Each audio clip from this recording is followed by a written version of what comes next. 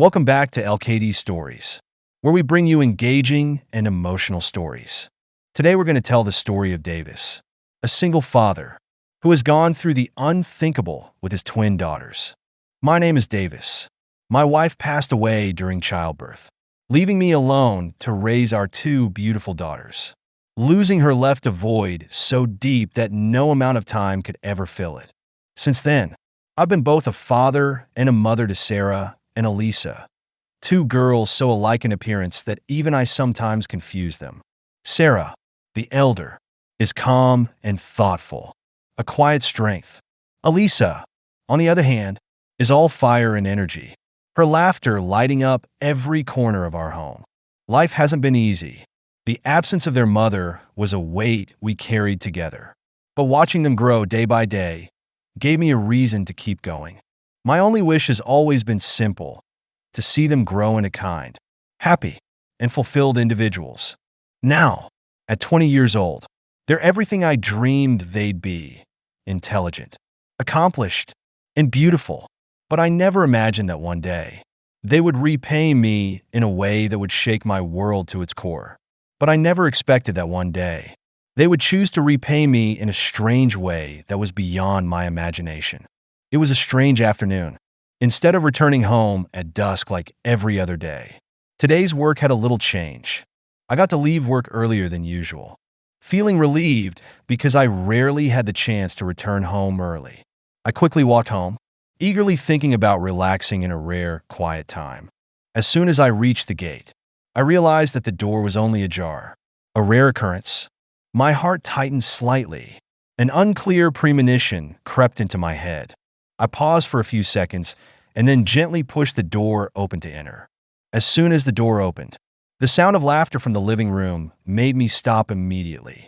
Those were not the familiar sounds of my daughter watching a movie or chatting with friends. The voice was strange, a man's voice.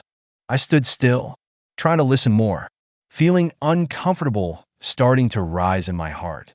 Sarah's giggles mixed with that voice made my heart beat faster, both worried and confused. I walked slowly towards the living room. My legs felt heavy with each step.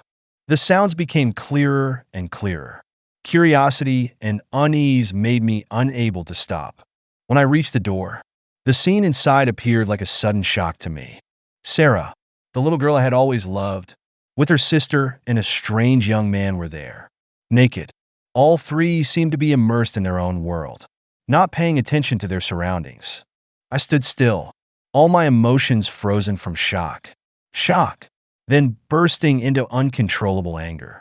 "What is this?" I shouted, my voice booming, shattering the air that was filling the room. The three of them immediately jerked out of their trance. The young man fumbled to pick up the scattered clothes, his hands trembling as if he didn't know what to do under my seething gaze. Sarah stood motionless, her face pale, her eyes wide open, her lips moving as if she wanted to say something, but no words came out. The older sister was no different, just standing there, her whole body trembling, trying to cover herself with the pillow on the sofa. Dad's back," Sarah spoke first, her voice weak. "What are you guys doing?" I roared, my hands gripping the armrests of the nearby chair, trying to contain my rising anger. Sarah rushed forward, her hands outstretched, as if begging for forgiveness. "Dad, I beg you, calm down. Let me explain." But I didn't want to listen.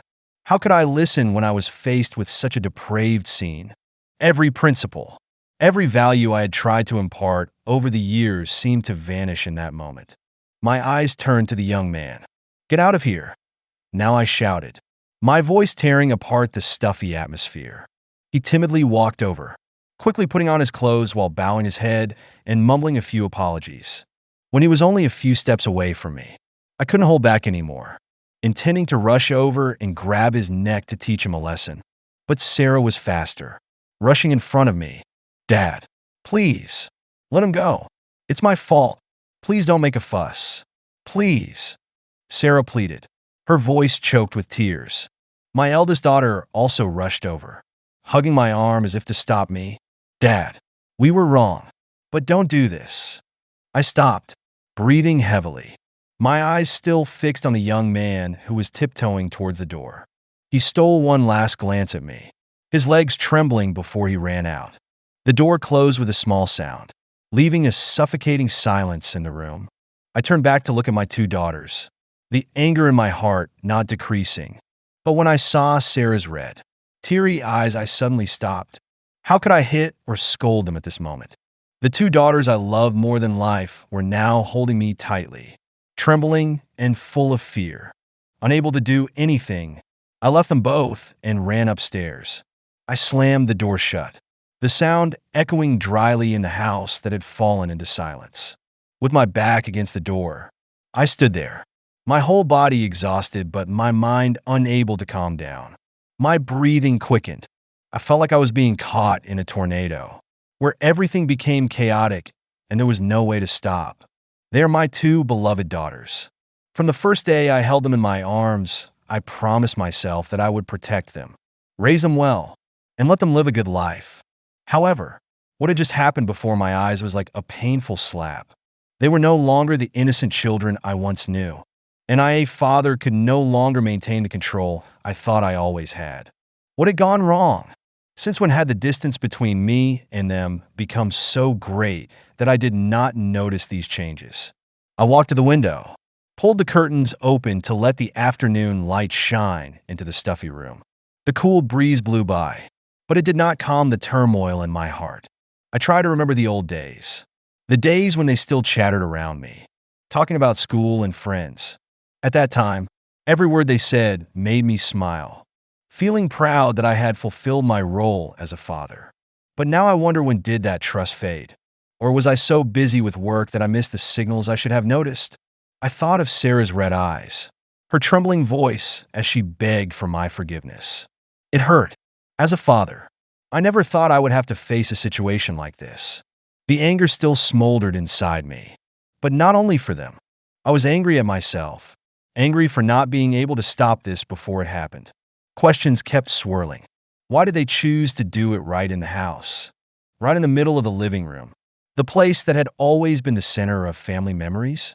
Why didn't they think about how I felt? The one who had spent my whole life raising them, preserving the values I had always believed in? I wanted to understand, but the more I thought about it, the more confused and stuck I felt. Sitting on the edge of the bed, I put my head in my hands. Tears welled up in my eyes, but I tried to hold them back. I didn't try and change anything. As a father, I had to be strong, but I'm only human. And right now, I don't feel strong enough to face this. I didn't know what to say, what to do when I saw them again. Scold?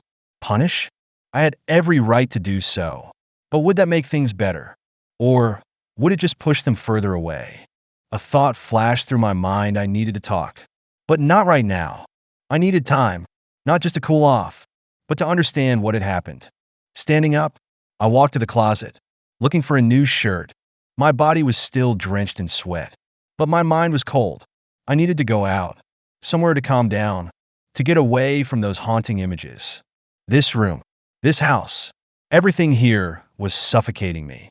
I walked down the stairs, each step heavy, my heart heavy, as if I were carrying a boulder. The muffled sobs from downstairs, Sarah and her sister. The sound of pain made me stop. All the anger inside me suddenly subsided, replaced by an indescribable heaviness. Even though I was angry, I knew I was the only one who could help them get out of this confusion. But not now. I needed time, needed some space to calm down, so that I wouldn't have to face them when my anger was still fresh. As I headed toward the living room, I was surprised to see that my daughters had changed. They were wearing thin pajamas that did not hide their uneasiness. But I was in no mood to pay attention to that. My mind was filled with chaotic thoughts, unable to focus on small details. Sarah saw me enter and immediately ran over, grabbed my hand, and gently pulled me closer. "Dad, come here. We have something to tell you," she said, her voice trembling slightly. I tried to push Sarah's hand away, but the look in her eyes, fearful, teary eyes, made me unable to do so. They were my daughters. How could I be strong when I saw that look? After a little struggle, I followed Sarah and sat down on a nearby chair. I said nothing, just waited to see how they would explain. All I could do was stay silent, waiting for their words. Sarah sat down next to me, her eyes still fixed on me, as if afraid that I would stand up and leave. Her sister sat opposite, her face full of worry, but she didn't dare look straight at me. There was a long silence, only my soft breathing and the sighs of my two daughters. Finally, Sarah spoke, her voice trembling slightly. "Dad, I'm sorry. I know I was wrong. I can't justify this, but I didn't think things would go this far. I didn't think you would come back so soon." Her sister also spoke, her voice choked, full of regret. "I'm sorry too. Dad, we didn't mean to do that. But at that time we just didn't know what to do." Sarah grabbed my hand, her eyes filled with tears, and continued to stammer. "I'm so sorry. Dad, I don't know what to say to make you forgive me." I looked at them, my heart filled with sorrow. Those apologies couldn't calm my anger, but I knew they were truly sorry. But perhaps this regret wasn't enough to heal everything. I sat silently, filled with conflicting emotions. Sarah's eyes, still filled with tears, were looking at me with obvious fear and regret. Her sister was no better, her eyes fixed on the ground, as if she didn't dare to face me. Those apologies, though sincere, couldn't calm the waves in my heart. I couldn't deny that they were truly regretful, but I also couldn't ignore what had happened. There was a long silence, only heavy breathing in the quiet space. I felt the trembling in my body, an indescribable feeling of choking. Suddenly, I sighed and said softly, "I know you're very angry, very disappointed, but what happened has happened. No one can turn it back." Sarah hurriedly grabbed my hand, her eyes red. "Dad, I really don't know what to do." I regretted so much. Her sister also bowed her head. Her voice choked me. "We just wanted to try, but we didn't think things would go so far." A pain like tearing my heart apart. But I know, scolding or anger at this moment will not help. Sometimes what I need is time, not only for them to understand what I did, but also for me to understand their pain. I looked at my two daughters, the children I love unconditionally, and suddenly, a strange warm feeling rose in my heart. The anger inside me cannot last forever. I am their father, and no matter what, I cannot let anger destroy this relationship. I pulled them into my arms, hugging both of them tightly, even though all three of us could feel the heaviness in the air. I said nothing, just hugged them for a long time, letting the feeling of peace return, even if only for a moment. Finally, I spoke, my voice low and soft. "I don't know how to prevent this from happening, but I will not abandon you. We will get through this together." "Okay." Sarah nodded slightly, and her sister hurriedly followed suit. A quiet comfort filled the air. The three of us, though not in a good mood, at least had a starting point, a place to start again. My feelings were hard to describe, torn between anger and deep love for my two daughters. Although the disappointment still lingered in my heart, when I held them, all those feelings seemed to subside, giving way to another emotion, a painful but also compassionate feeling. I couldn't stay angry with them forever, because after all, they were still my children. When I let them go, Sarah and her sister were still sitting there, their eyes red, their faces full of anxiety. They didn't dare look at me, as if waiting for a final decision from me. Her sister bit her lip, then looked up at me. Her voice choked. "Dad, I know I did wrong. I can't forgive myself, but I promise I'll never do it again. Can you believe me?" I looked at them, my eyes tired and sad. Everything around me seemed to blur, leaving only me and my two daughters. At this moment, I realized that I couldn't keep living in the past, couldn't let anger control me forever. Mistakes happen, but what's important is how we fix them and move on. I pulled them close, and this time it wasn't just a hug, but a strong hug, without anger, without resentment. "I won't leave you," I said, my voice choked. "I don't know what to do to make things go back to the way they were, but I know one thing, that if we work together, we can get through this." Sarah and her sister nodded, their eyes shining with hope. The three of them sat there for a long time, saying nothing, simply sitting together. There was a strange sense of peace in the air, as if everything, though changed, could still begin again. And then I stood up and walked to the window. Outside, the sunset was starting to fade into the quiet night. In my heart, everything was still not completely resolved, but at least today I could move past my anger. And perhaps that was the most important thing. I couldn't change the past, but I could decide how to live with the future. "I love you," I said, turning to look at them, and this time I didn't feel the pain. There was only love, strong and steady, like a father's love for his children. After that moment of silence, the atmosphere in the room gradually returned to normal, although it was still too early to say that it had healed. I don't know when the anger in me completely dissipated, but at least for now, I no longer felt the sharp pain in my heart. Every time I looked at my two daughters, we sat there together for a while, saying nothing, but I felt a strange connection between me and my daughters. A connection not through apologies or promises, but through hugs, through forgiveness, through the realization that we both needed each other. I quietly stood up and walked to my room. The heaviness in my heart had eased, but questions lingered, unanswered and unsettling. Yet, amidst the silence, I realized something profound. No matter how fierce the storm, a family's strength lies in its ability to weather it together. The next day, life seemed to return to its usual rhythm. The warmth of the house embraced me once more, and my children's laughter filled the air during breakfast. But something had shifted within me. I had come to understand a truth that I had overlooked in the simplicity of daily life. Family is not built on perfection. It is a tapestry woven with threads of love, mistakes, forgiveness, and growth. Sometimes, life's hardest trials do not arrive to shatter what we have, but to test the depth of our love and the resilience of our bonds. We are all flawed parents, children, and every soul in between. Mistakes are inevitable, but their significance lies not in their occurrence, but in how we rise together to repair, to learn, and to grow stronger. Forgiveness is neither easy nor instant. It demands courage, humility, and an open heart, but it is the cornerstone of any enduring family. Anger, though natural, is fleeting if left unchecked.